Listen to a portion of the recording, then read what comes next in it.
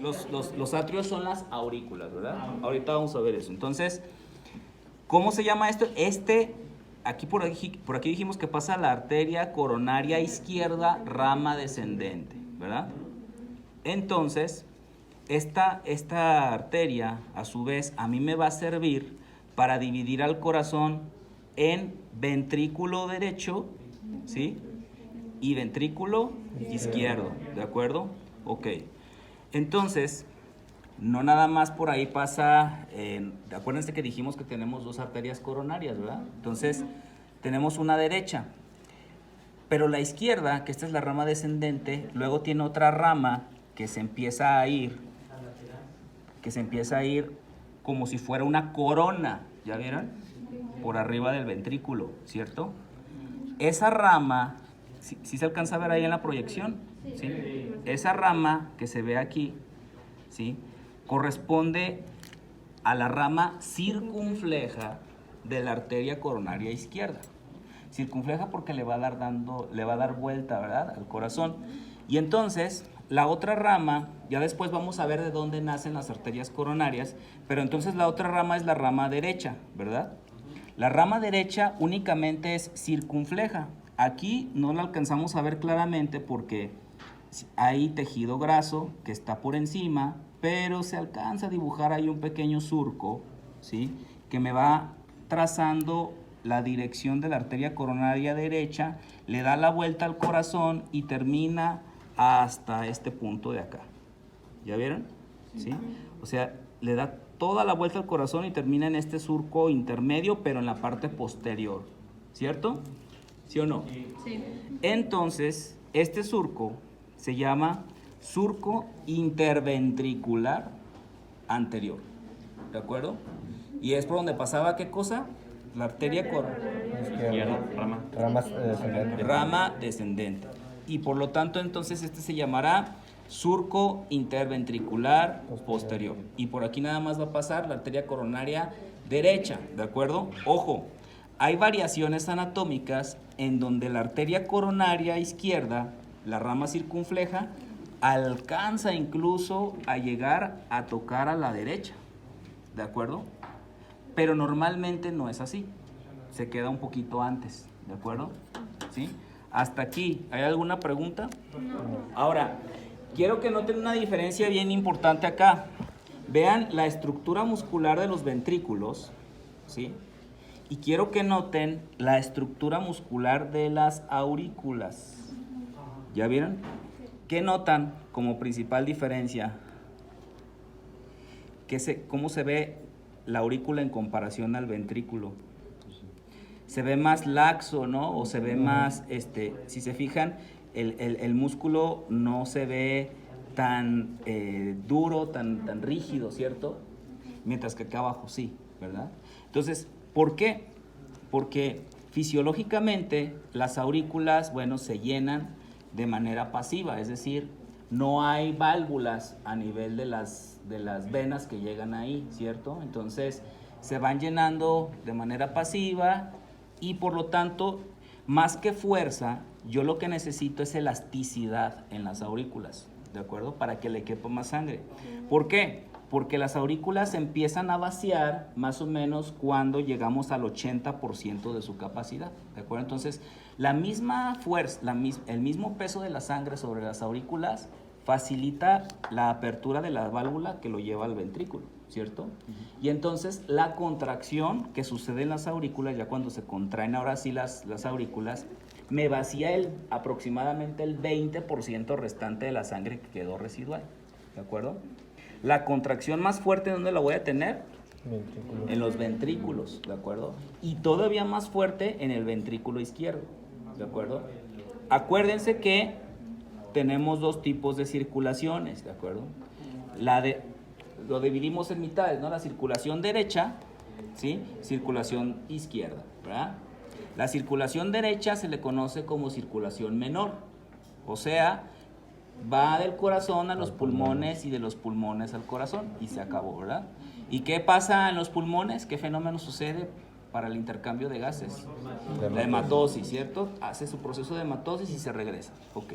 La circulación izquierda o circulación mayor o circulación sistémica inicia a partir de la contracción del ventrículo izquierdo, ¿cierto? Entonces, básicamente lo que podemos decir en diferencias de fuerza entre un lado y otro es: el ventrículo izquierdo es capaz de contraerse a una fuerza 10 veces mayor a lo que lo hace el ventrículo derecho.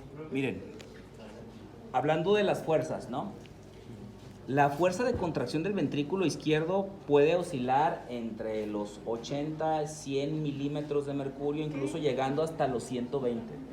O sea, es de 80 mínimo, ¿sí?, hasta 120 en lo fisiológico normal. Obviamente, entre más nos acerquemos a la contracción máxima, habría que pensar si no hay un fenómeno de resistencia vascular, porque también los vasos sanguíneos evitan, ¿verdad?, que en este caso la sangre pase. O sea, el corazón vence la fuerza de las arterias, ¿sí?, y las arterias tratan de vencer la fuerza de los ventrículos. Entonces necesitamos que haya un equilibrio positivo a favor del ventrículo, ¿cierto? O sea, una fuerza positiva. Entonces, en el caso del ventrículo derecho, ¿sí?, la fuerza de contracción puede oscilar entre los 12, 16, si acaso cerca de los 20 milímetros de mercurio, no más de eso, ¿de acuerdo?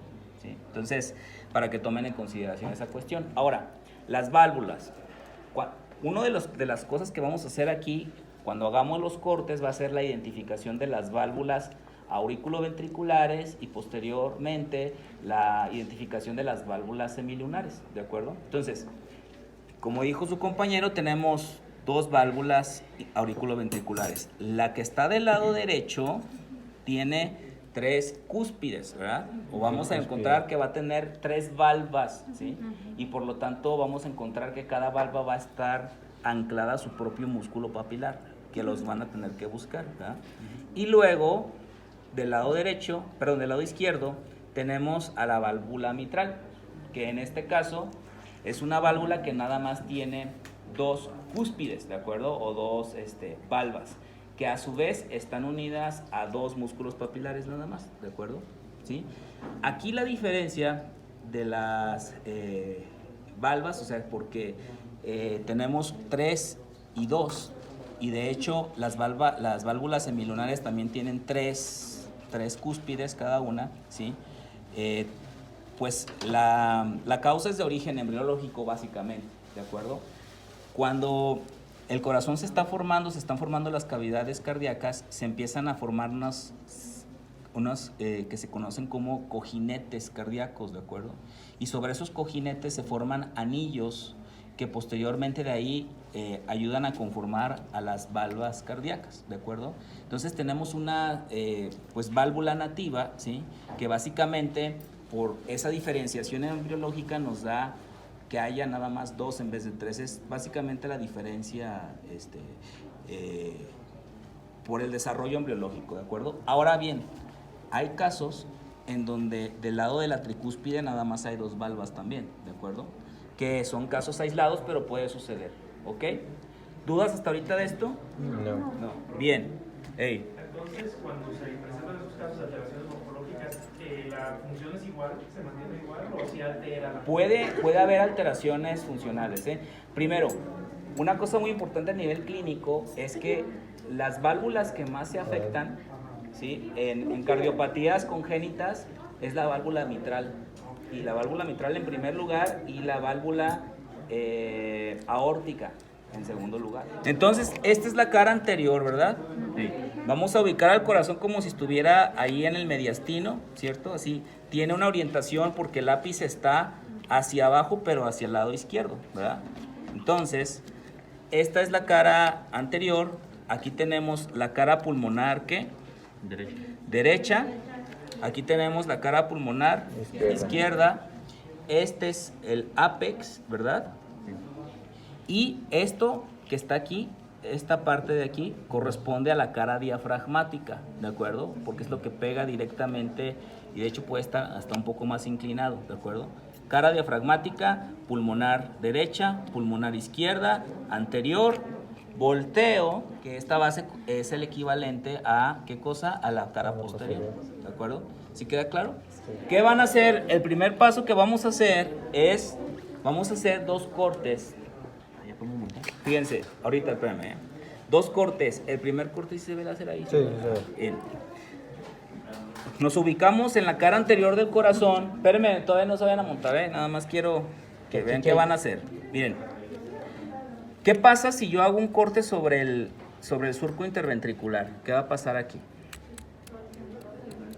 Le voy a dar al puro músculo, ¿verdad? Porque aquí que está el tabique interventricular, ¿verdad? Entonces, tengo que hacer los cortes a un lado del tabique.